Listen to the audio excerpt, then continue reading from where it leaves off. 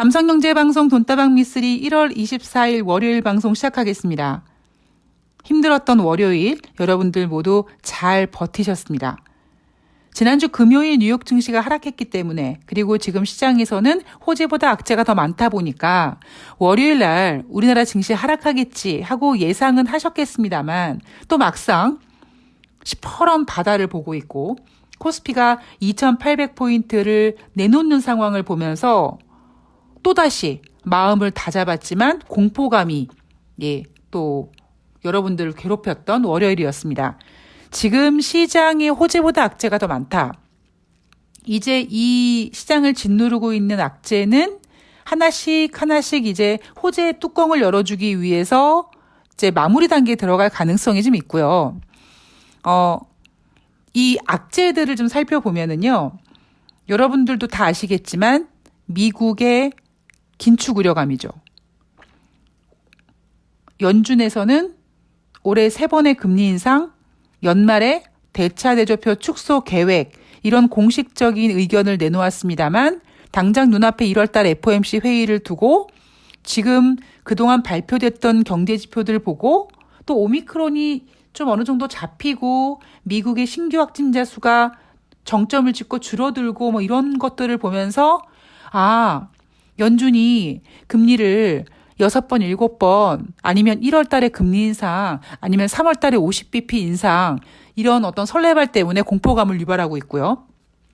두 번째 악재는 우크라이나 사태입니다. 그리고 세 번째 악재는 뭐냐면 아직 공식적으로 그 어떤 언론에서도 내놓지 못하고 있는 건데요. 참 대한민국 언론이 좀 안타깝습니다만 외국인들이 대한민국 증시에서 발을 빼는 이유가 달러 강세 요인도 있지만 무엇보다 대한민국 20대 대통령이 만약에 윤석열 후보가 된다면 한반도 지정학적 리스크가 커질 것이고 그렇다면 외국인들은 우리나라 투자에 발을 뺄 수도 있다. 이런 우려감도 있습니다. 우리는 여러분 지금 김정은이가 이렇게 미사일을 동해에다가 이렇게 쏴도 증시가 그렇게 크게 영향받지 않잖아요. 처음에 쐈을 때는 장중에 막 출렁출렁 했거든요. 근데 지금은 김정은이가 미사일을 쏴도 그러려니 저 녀석이 그날인가 왜 저러지 이러고 말잖아요. 그런데 그거는 우리의 생각이고요. 제가 예전 방송에서도 말씀을 드렸지만 아직 한반도는 종전이 아니라 휴전 상태다 보니까 외국에서 바라보는 대한민국은 여전히 전쟁이 일어날 수 있을 가능성이 있는 나라거든요. 그래서 외국인들이 우리나라 투자하는 거에 있어서 굉장히 중요하게 생각하는 부분이 바로 지정학적 리스크입니다. 그래서 이러한 부분 때문에 우리나라 증시가 오늘 2800포인트를 내놨습니다. 장중에 기사를 보니까요. 1월 24일 대한민국 코스피 2800포인트 붕괴. 제가 붕괴란 단어 이런 거 별로 안 좋다고 하는데 여하튼 그들의 표현에 따르면 붕괴했다. 그런데 거기에 근거가 뭐냐면 미국의 긴축 우려감이 아니라 우크라이나 사태 우려감 때문에 대한민국 코스피가 2800포인트가 붕괴됐다고 합니다. 아마 여러분들께서는 그래, 연준이 금리를 이제 조만간 결정할 텐데, 지금 힘들지만 미쓰리가 예상한 대로 1월 달에 금리 동결하고 제롬 파월 연준 의장이 점진적으로 금리 인상한다. 이렇게 하면 시장이 안정이 되겠지. 그 부분만 정말 긍정적으로 작용이 된다면 시장이 안정이 되겠지. 그래, 지금 좀 빠지더라도 견디자라고 생각하셨을 텐데, 갑자기 지금 증시가 2800포인트를 내놓은 이유가 우크라이나 사태 때문이래요. 그럼 여러분들은 가만히 있어봐. 이건 또 새로운 악재야. 그래, 전쟁 날 수도 있을 것 같아. 이래가지고 또 공포심에 떨고 계시지 않으시겠습니까? 그래서 오늘 돈다방 미쓰리에서는 두 번째 악재인 우크라이나 사태에 대해서 냉정하게 한번 생각을 해보려고 합니다. 금리 인상에 대해서는 제가 지난주부터 시작해서 어제 방송까지 대충 미쓰리가 제시하고 있는 가장 긍정적인 시나리오가 될 가능성이 있다라고 말씀을 드리고 있고 오늘은 이제 우크라이나 사태에 대해서 뭐 잘 풀릴 거야, 안 될 거야 이런 것보다는 조금 그 객관적으로 이성적으로 한번 냉정하게 평정심을 가지고 한번 풀어드리도록 하겠습니다.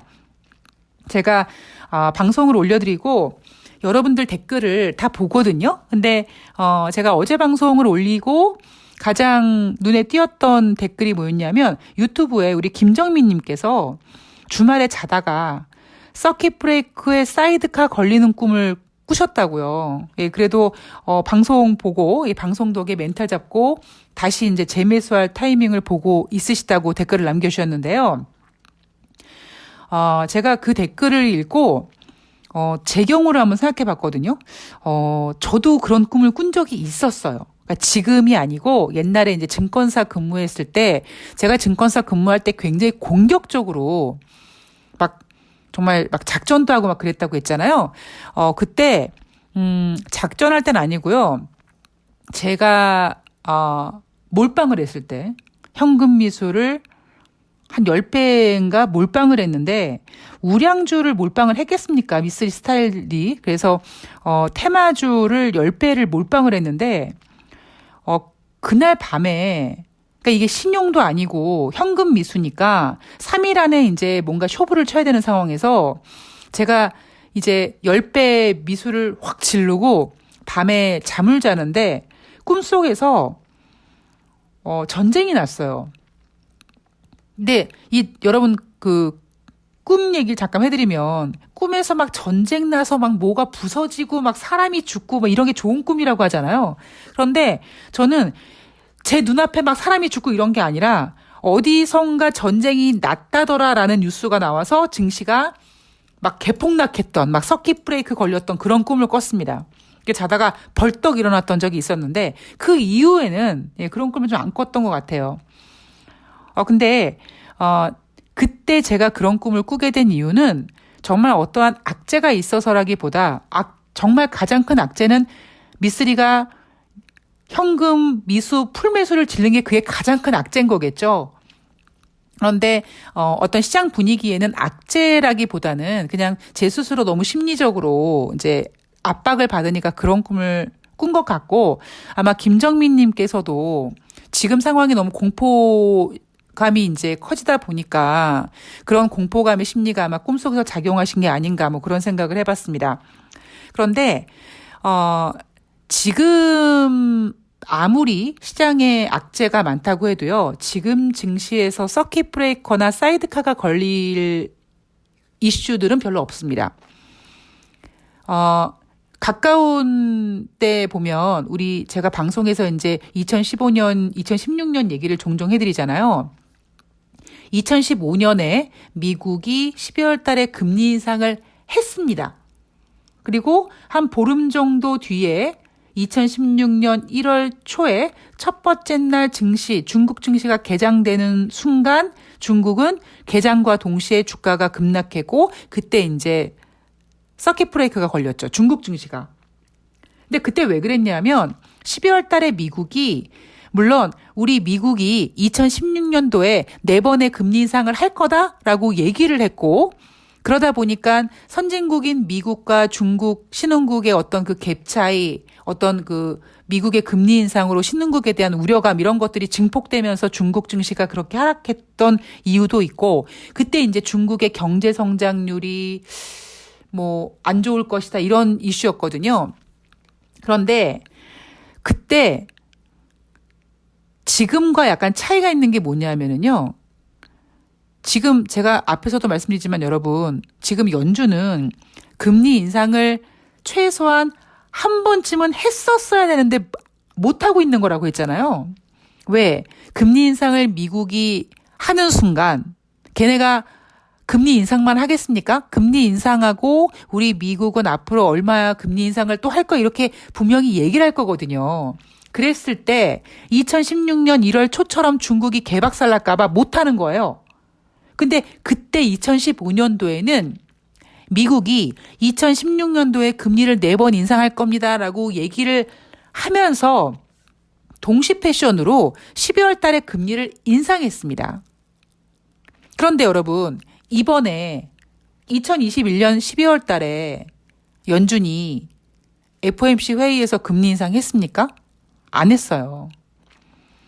그러니까 그때 그 당시 2015년 연말과 2016년 연초에는 그리고 그때 또 어떤 상황이었냐면 여러분 2015년 8월 달에 중국의 경제 성장률이 뭐 7%가 안 된다, 뭐 위안화가 급락하고 이래가지고 중국이 한번 휘청하면서 우리가 또 한번 힘들었던 적이 있었었거든요. 그래서 어쩌면 미국이 보란 듯이 니네 중국은 경제가 이제 어려워지는구나. 우리 미국은 경제가 좋아져서 이번에 오랜만에 금리 인상하고 2016년도에는 금리를 4번 인상할 만큼 좋다. 이렇게 자랑질하다가 다 같이 개박살 난 거거든요. 근데 이번에는 그때 상황이랑 조금 분위기가 다르죠. 그래서 미국이 금리 인상을 막 단행한다. 뭐 미쓰리 생각으로는 정말 뭐 어떤 서킷 브레이크가 걸릴 정도로 금리 인상 단행 못 해요. 지금 미국 증시도 지금 조정 장세 들어가고 지금 계속 하락하고 있기 때문에 미국도 쫄고 있어요. 1월 달에 금리 인상 가능성 쑥 들어갔다니까요. 그래서 지금 미국의 발빠른 뭐 긴축 우려감 때문에 뭐 시장이 서킷 브레이크가 걸린다, 사이드카가 걸린다, 이럴 어떤 가능성은 없다고 봅니다. 그리고 두 번째 악재 같은 경우에는 우크라이나 사태는요. 제가 오늘 방송에도 말씀드리겠지만 우크라이나와 러시아가 맞짱을 뜬다고 설령 정말 막 군사적으로 서로 지네들끼리 막 치고받고 한다고 해도 시장이 서킷 브레이크가 걸릴까요? 전 그렇게 생각하지는 않습니다. 그래서 뭐 서킷 브레이커나 뭐 사이드카 이런 게 걸릴 지금 악재는 아니고요. 자, 그렇다고 여러분들께서 다행이다 이렇게 생각하시면 안 돼요. 왜냐하면 우리가 왜 가랑비에 옷 젖는다고요? 오히려 어떤 우리가 예상하지 못했던 돌발 악재가 빵 터져가지고 증시가 단기적으로 확 하락하면 발빠르게 반등을 합니다. 그런데 여러분 최근은요. 제가 여러분들한테 자꾸 여러분 3,000포인트 뭐 강력한 두께가 있는 뭐 저항선이여라고 얘기하는 게 뭐냐면 최근 들어서 증시가 어떤 악재로 급락했던 게 아니라 가랑비에 옷 젖듯이 이렇게 능선을 만들면서 하락하고 있거든요. 그래서 이런 증시 상황이 물론 다 일장일단이 있습니다만 우리는 지금 상황에서 뭐 서킷 브레이커나 어떤 사이드카에 대한 공포보다는 첫 번째는 뭐냐면 확실히 지금 유동성 장사는 아니다. 제가 오늘 방송 녹음 직전에 그 부산에 있는 후배가 가끔씩 이제 시황에 대해서 물어봅니다. 그래서 얼마 전에 야 시장 조만간 좀 빠질 거야. 그랬더니 이 녀석이 안 믿더라고요. 그러더니 오늘에 와서야 누님 말씀대로 시장이 빠지네요. 그래서 제가 조금 있으면 반등할 거야. 근데 내가 카톡을 보냈는데요. 지금은 이제 제가 여러분들한테 여러분 2020년은요. 좀 힘들어요. 여러분들이 그동안 막 동학개미 운동 이런 것처럼 유동성 장세 이런 거 아니에요. 라고 계속 제가 작년 연말부터 말씀을 드려도 에이 설마 에이 미쓰리 네가 조심하라는 건 알겠는데 에이 설마라고 하셨던 분들이 이제 진짜 힘든 한 해가 되긴 될래나 보다라고 아마 인정하시는 아마 그때가 지금 아마 진행되고 있는 게 아닌가 싶습니다. 어떠한 악재가 돌출돼도 대한민국은 나라가 망하기 전까지 증시는 열립니다. 그러니까 여러분들만 무너지지 않으시면 돼요. 전 그렇게 생각을 합니다. 저는 제가 그랬잖아요. 지금 증시 상황은 윤석열 후보의 유행어대로 같지 않다고요. 더 심한 악재들을 저는 더 많이 겪어봤기 때문에 지금 진행되는 거는 가장 큰 문제가 뭐냐면 늘 이런 패턴이 있거든요. 사이클이 있는데 증시가 이제 유동성 장세가 되고 증시가 이제 상승하기 시작하면서 주식을 하지 않으셨던 주린이 분들, 옛날에는 주린이란 단어도 없었죠. 주린이 분들이 이제 멋뚱어르고 이제 주식시장에 발을 담그고 이제 그분들이 견디지 못하고 이제 막 곡소리 나고 뭐 이제 이런 진행 상황이 늘 되풀이 되는 겁니다. 그래서 주식시장이 지금은 뭐 서킷 브레이커라든가 사이드카에 대한 걱정보다는 단지 여러분들 마음가짐에 예전처럼 정말 삼성전자 10만 원 간다 이런 거는 불가능하다. 예, 이런 거를 인정하시면 됩니다. 제가 가장 좋아하는 얘기 중에 하나가 인정하면 포기하는 것이 아니라 다시 시작하는 거라고 얘기 드리죠. 자, 우크라이나 사태에 대한 이야기를 좀 풀어드리도록 하겠습니다. 자, 우선 우리나라 증시 하락 이유를 보면은요. 자, 환율이 장중에 빨간색을 보이다가, 그러니까 빨간색으로 출발을 했다가 장 중반에 파란색으로 살짝 하락했다가 종가 기준으로 다시 상승하면서 1196원에 끝났습니다. 그리고 현재 나스닥 선물 지수는 플러스입니다. 지금 시장에서 FOMC 회의를 앞두고 관망세다. 경계감이 지금 시장에 커져 있다. 우크라이나와 러시아의 어떤 그 전쟁 발발 우려감이 커지고 있다. 그리고 장중에 뉴스 기사에 나온 내용들 보면 대한민국 코스피가 2800포인트가 붕괴됐는데 이유는 미국이 우크라이나 주재 미국 대사관 직원한테 대피하라고 명령을 했다. 그리고 미국이 제공한 탄약 등 군수품이 우크라이나에 도착했다. 이렇게 들으면 여러분 전쟁 날 것 같잖아요. 그러니까 그런 어떤 전쟁 우려감이 증시에 공포감을 줬다. 그래서 우리나라 증시가 2800포인트가 붕괴됐다라고 얘기합니다. 우리나라 코스피 오늘 저점이 2780포인트를 찍었죠. 그리고 종가는 저점 대비 12포인트 반등하면서 2792포인트로 마감했고요. 퍼센테이지로는 1.49%가 하락했습니다.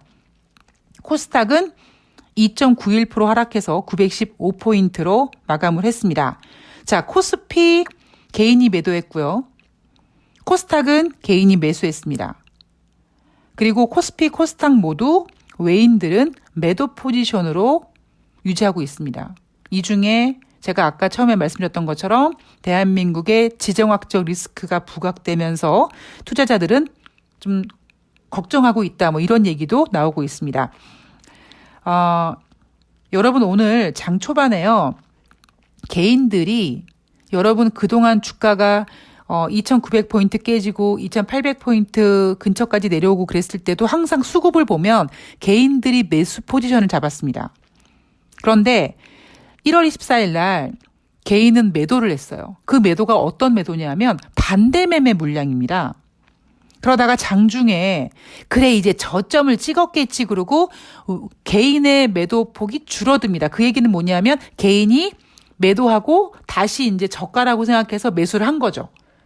그러다가 아닌가 보다 그러고 다시 이제 손절하고 이런 어떤 그런 매매 포지션이 장중에 계속 나타났거든요. 자, 이렇게 1월 24일 날 대한민국은 환율은 1196원 상승 마감.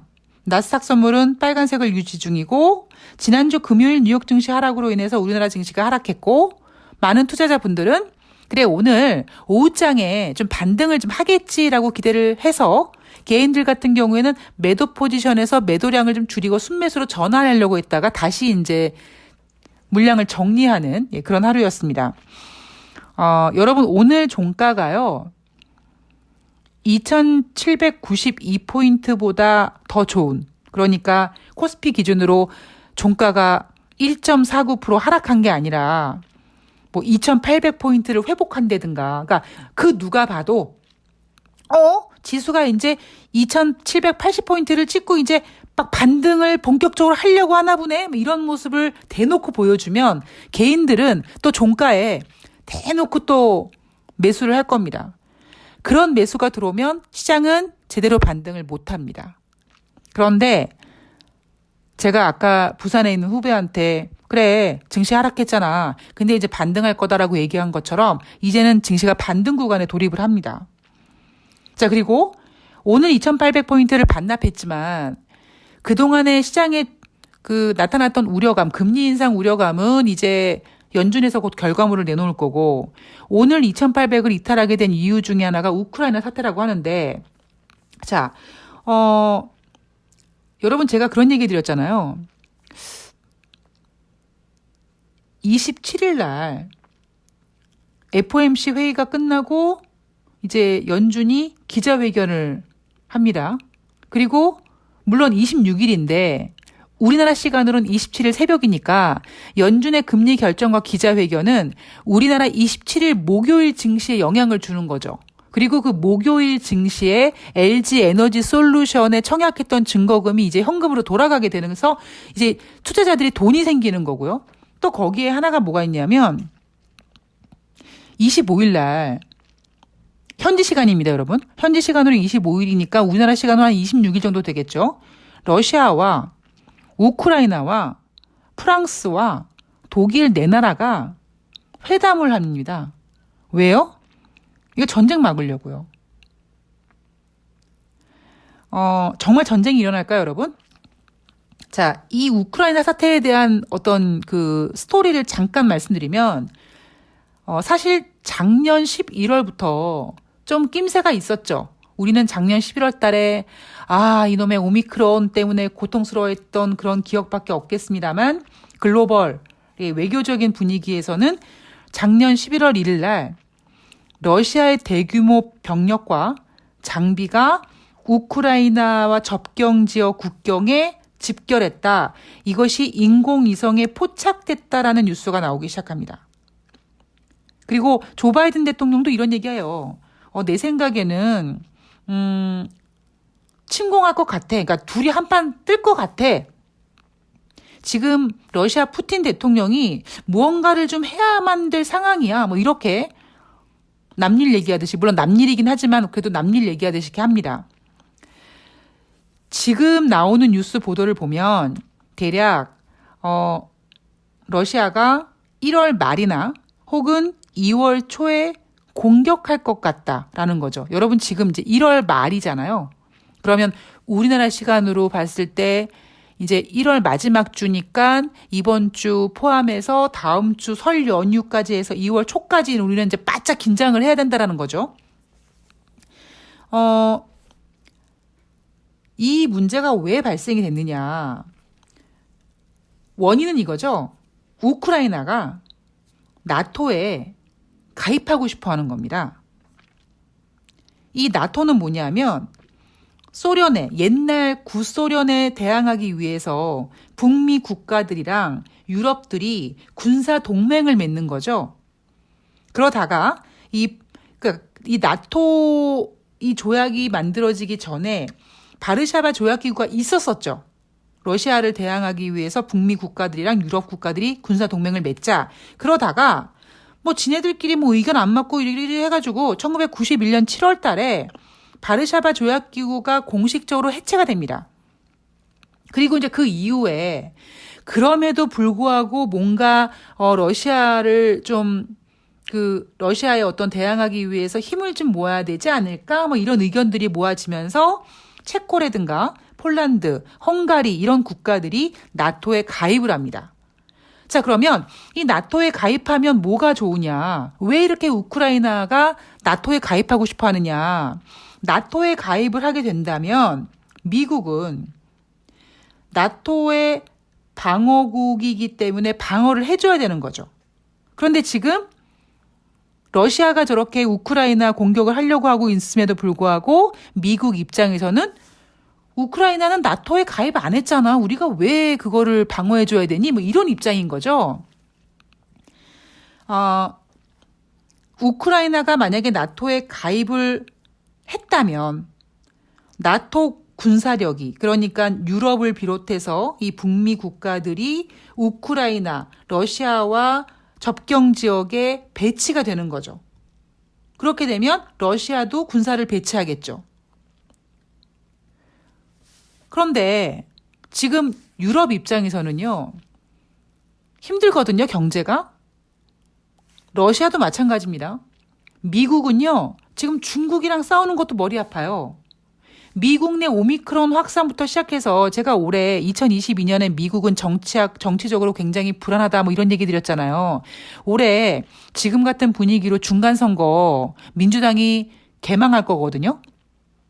이런 상황에서 지금 조 바이든 머리는 지끈지끈 아플 텐데 여기에다가 우크라이나를 나토에 가입시켜서 우리 미국이라든가 유럽 국가들이 우크라이나와 러시아 접경 지역에서 러시아와 맞짱을 뜨게 되는 거, 그러니까 남의 일에 이제 신경 쓰고 싶지 않은 거죠, 굳이.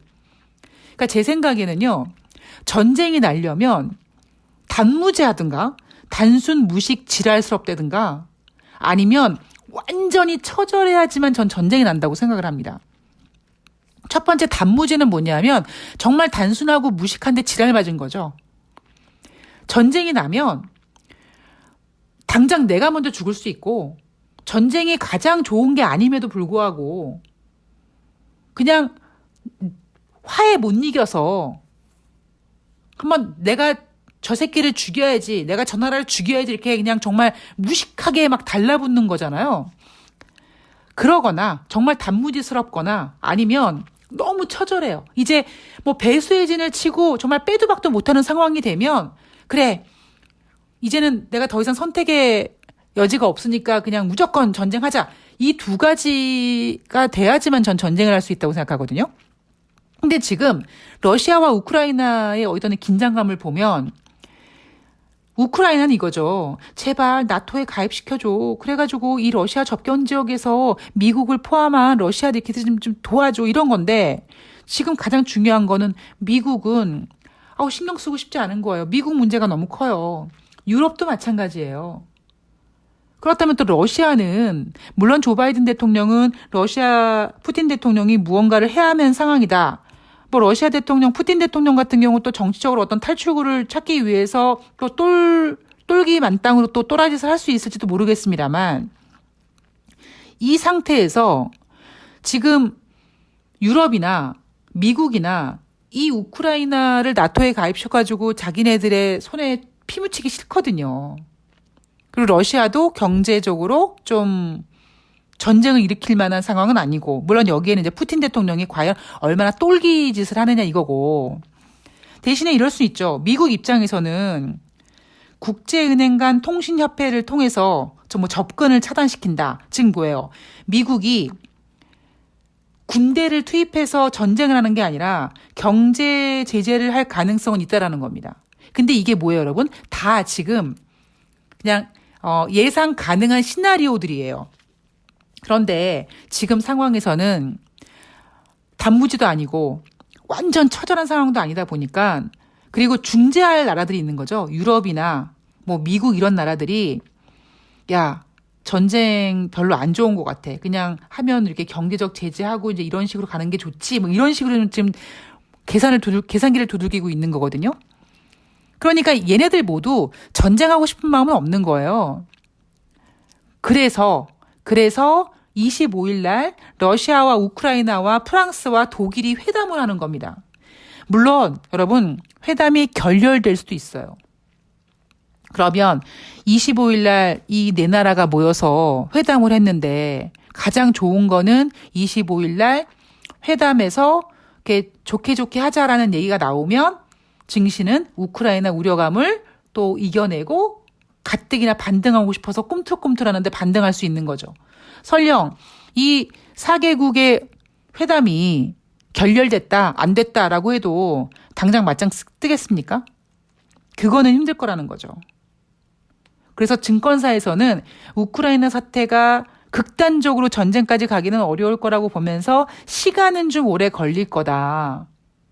이 서로 너무 지금 서로 감정적으로 좀 격해져 있으니까 이런 것들이 이제 시간이 흘러가면 시간이 약이라고 이제 좀 서로 감정을 풀고 다른 해법을 찾아가면서 이제 해결될 것이라고 시간이 좀 걸릴 거라고 합니다.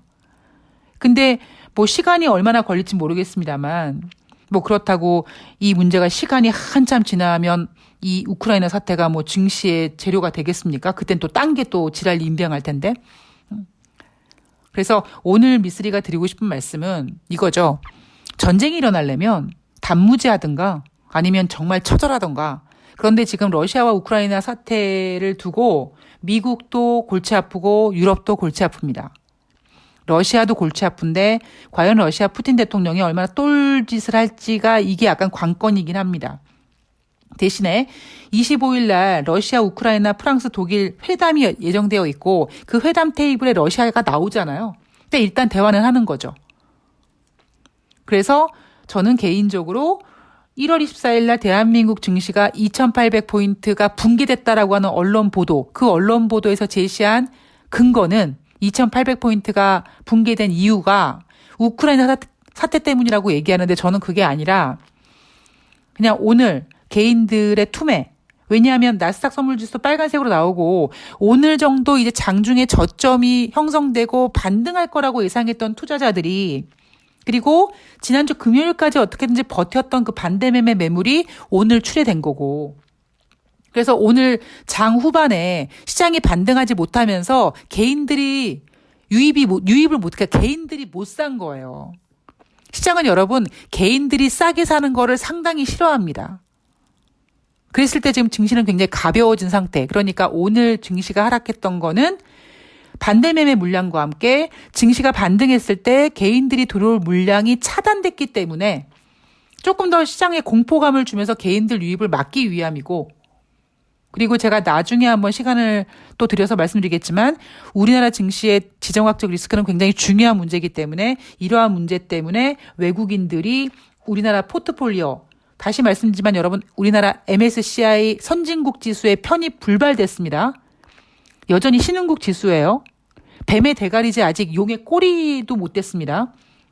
그랬을 때 외국인들이 우리나라 한반도 지정학적 리스크를 대통령 선거 앞두고 야당 후보가 당선된다면이라는 가정을 하고 투자에 대해서 약간 보수적으로 생각을 바꾼다더라, 이런 얘기들이 우리나라 증시에 공포를 주고 있다. 뭐 이런 지금 진행 사항이 전개가 되고 있습니다. 이 내용은 제가 또 나중에 한번 기회를 봐서 말씀을 드리도록 하겠습니다. 자, 여러분 힘든 증시 보내셨고요. 예, 오늘 여러분 월요일날 멋들어지게 증시가 반등했어야 되는데라고 야무진 꿈을 꾸셨겠지만 증시는 그렇게 호락호락하지 않습니다, 여러분. 자, 그러나 여러분 그래도 잘 버티셨습니다. 자, 우리 이제 악재를 하나하나씩 이겨내는 그 디딤돌을 하나씩 만들어 가면서 또 좋은 날이 오기를 기다려 보도록 하겠습니다. 저는 다음 방송에서 뵐 거고요. 남은 월요일 편안한 시간 보내시기 바랍니다. 고맙습니다.